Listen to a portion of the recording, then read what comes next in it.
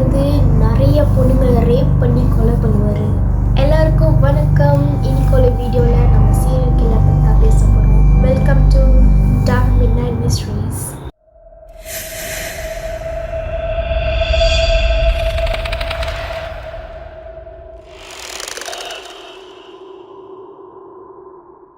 இவர் வந்து ஒரு ஃபேமஸான சீரியல் கில்லர். அவரோட பேர் வந்து டெட் பண்டி. பேர் சரியாக சொல்கிறதான்னு எனக்கு தெரியல.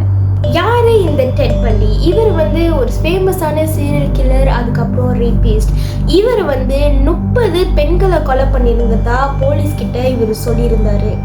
சில எக்ஸ்பர்ட்ஸ் சொல்கிறாங்க இந்த மாதிரி இவர் 30 பேரை மட்டும் கொலை பண்ணியிருக்கிற வாய்ப்பு இல்லை, இவர் 100 பேர் மேலேயே கொலை பண்ணியிருக்கலாம், எல்லாருமே பெண்கள்னு சொல்கிறாங்க.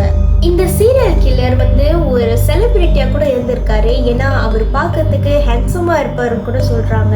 இவரோட கதையை இன்ஸ்பயர் பண்ணி நிறைய நாவல்ஸ், படம் கூட எடுத்திருக்காங்க. இவரோட உண்மையான பேர் வந்து தியோடோர் ராபர்ட் பண்டி. இவர் வந்து நவம்பர் 24 1946 தான் பிறந்திருக்காரு. இவரோட பிறந்த இடம் வந்து பர்லிங்டன், வெர்மாண்ட். இவருக்கு கல்யாணம் ஆகி ஒரு ஒய்ஃப் கூட இருந்திருக்காங்க. அவங்களோட பேரு கேரல் அண்ட் பூன். டெட் பண்டி 30 பொண்ணுங்களை கொலை பண்ணியிருந்தா சொல்றாரு. ஆனால் சில பேர் அவர் 100 பேருக்கு மேலே கொலை பண்ணியிருக்கலாம் அப்படின்னு சொல்றாங்க. இவர் வந்து கொலை பண்றதுக்கு ஒரே இடத்துல இருந்து கொலை பண்ணாம அவர் வெவ்வேறு இடங்களா போய் கொலை பண்ணுவாரு. டெட் பண்டியை பார்க்கும்போது அவர் முகம் பார்க்கறதுக்கு சீரியல் கில்லர் மாதிரியே இருக்காது. ஏன்னா அவரு அவ்வளோ இன்னசென்ட்டா இருப்பாரு. டெட் பண்டிக்கு அவர் செஞ்செல்லாம் தப்புன்னு அவர் இறக்கிறதுக்கு முன்னாடி தான் அவருக்கு தெரிஞ்சது. டெட் பண்டி கொலை பண்ற டெக்னிக் எல்லாம் ஒரே மாதிரி தான் இருக்கும். இவருக்குன்னு ஒரு பேட்டர்ன் வச்சிருப்பாரு. இவர் கொலை பண்றது எப்படி பண்ணுவாரு தெரியுமா? ஒரு பொண்ணை கடத்தினார்னா அந்த பொண்ணை ரேப் பண்ணிட்டு அதுக்கப்புறம் அந்த பொண்ணை அடிச்சு தான் கொள்வாரு. இதே மாதிரி நிறைய பேரை அவர் கொண்டிருக்காரு இதே பேட்டர்ன்ல.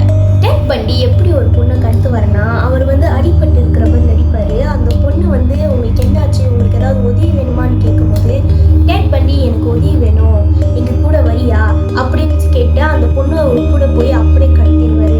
இப்படிதான் டெட் பண்டி எல்லா பொண்ணுங்களையும் கடத்துவாரு. 1974 டெட் பண்டி லா படிக்கிறதுக்காக இடம் மாறி போனப்ப அந்த இடத்துலயும் பொண்ணுங்க காணாம போறதா போலீஸ்க்கு நிறைய கம்ப்ளைண்ட் வந்துருந்துச்சு.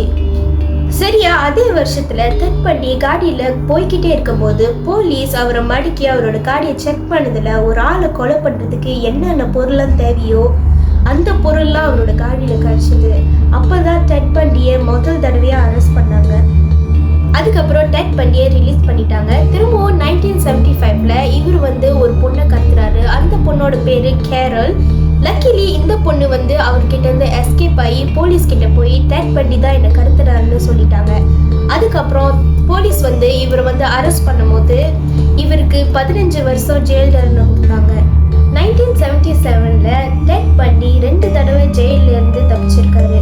ஜனவரி 24, 1989 தான் டெட் பண்டியை எக்ஸிக்யூட் பண்ணியிருக்காங்க. எப்படி எக்ஸிக்யூட் பண்ணியிருக்காங்கன்னா அவரை ஒரு எலக்ட்ரிக் சேர்ல கொண்டுட்டாங்க. டெட் பண்டியை எக்ஸிக்யூட் பண்ணதுக்கு அப்புறம் மற்ற கைதிங்களாம் பட்டாசு வெடிச்சு கொண்டாடி இருக்காங்க.